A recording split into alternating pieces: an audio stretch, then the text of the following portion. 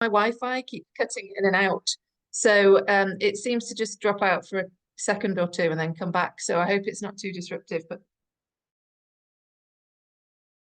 just apologize. But also that I've got my tea, and my thing is I've got this cup, which is a Christmas mug, but it's big, so I love it. So I keep using it all year round. So that's what I'm drinking this morning. But I'm so delighted to be here with you. And I am really interested in this topic of children's faith and how in the home context, as well as the church, we can support that. And so I've taken the liberty of putting a few photos of my family. That's one of myself on the top left there with my grandparents when I was younger. And I did some research during the pandemic. Here, this is me, Sarah Holmes. I did some research because people were wanting to chat. And it was a very intense time, I'm sure you can all remember, where people, perhaps feelings that were always there, were more intensified. And so it was a really good opportunity for me to speak to grandparents on Zoom and to find out what they were experiencing, and also speak to churches. So that's a bit about the research project that I did at that time. And so I'm going to dig into some of this and share it with you today. But a few ideas that we see in literature as we kind of read books about grandparenting to kind of about before we go into my research. This idea of grandparents being beneficial, something really positive for children, and this special nature of that relationship between the grandparent and the grandchild. This kind of just oozes out of everything that we read around, really. And this sense of a unique, a natural connection. There's nothing forced, or it's not like, you know, particularly, all right, I've decided today I'm going to make a connection with my grandchild. It just kind of happens. And actually every connection, every relationship between grandparent and grandchild is unique, is different. And that's the wonderful thing about it. But then we get this very close because of that, but also very satisfying for both generations. So it's mutually beneficial. So grandparents and grandchildren are getting something out of this. And these experiences that happen perhaps as part of family life, as part of the child's life, the grandparent's life, they shape the ongoing relationship, which is a lovely thing. Again, mutual satisfaction, but also that meaningful attachment bond. There's a purpose to this. There's a depth to this relationship.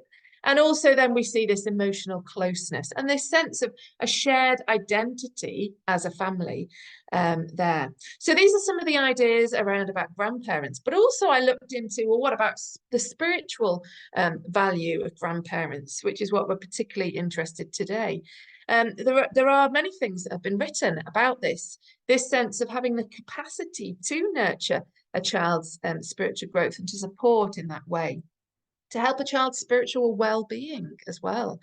And there's this sense of actually that the family religious life aids in terms of perhaps giving that companionship, passing on of the faith, and that sense of spiritual authority, really, which we'll dig into a little bit more in a moment.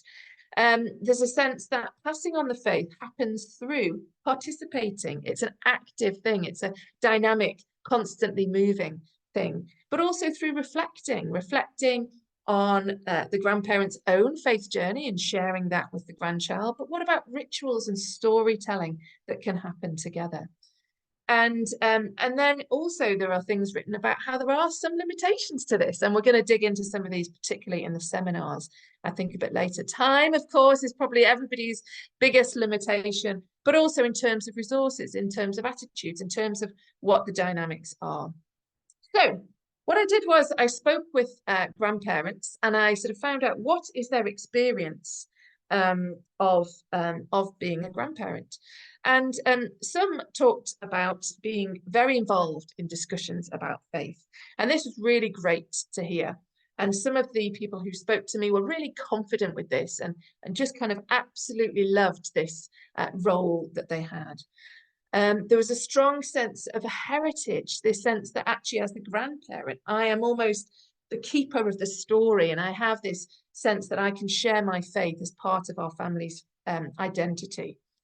But then there were other people who spoke to me who talked about being a bit more passive, perhaps a bit more background involvement, and talked about actually not quite knowing if it was okay to say things to their grandchild, or was it okay to pray with them.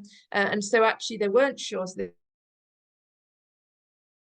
tended to be a little bit more passive and just sit on the sidelines. Then there were others who talked about being excluded and uninvolved. This was not really a choice by the grandparent, but it was the way that it felt as part of the family dynamics.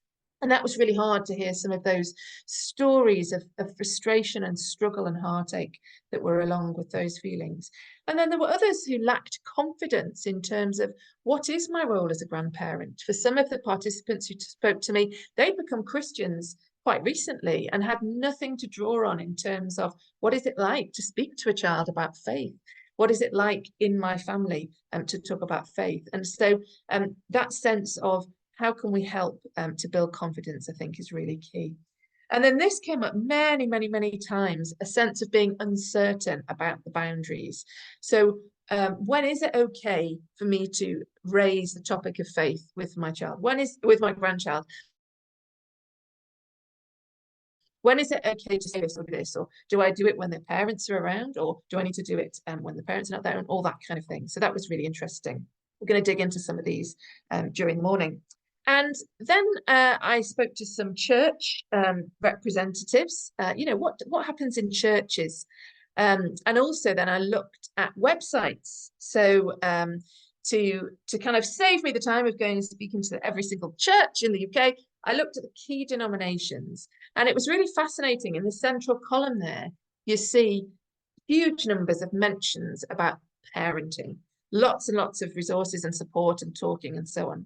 But in the right-hand column, we see much less talking about grandparents. And I won't go into the detail of that, but it was just really striking to see that grandparents weren't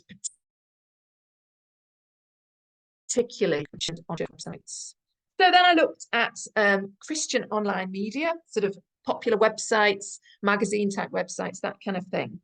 And it was really interesting that many of the mentions of grandparent on there were sort of quite incidental. So perhaps that somebody would be writing their life story and they're saying, oh, yes, my grandparents did this. Or perhaps a news article, somebody's just become a grandparent or that kind of thing. So just sort of mentioning grandparents. There was quite a lot in Christian media about gift ideas. So here's an idea you could give to your grandchild, a book, a Bible, that sort of thing, which is really great, actually. But I think it would be good to even add to that as part of your, journey of sharing faith with your grandchild, you could give this book. So I think we could develop that a little bit.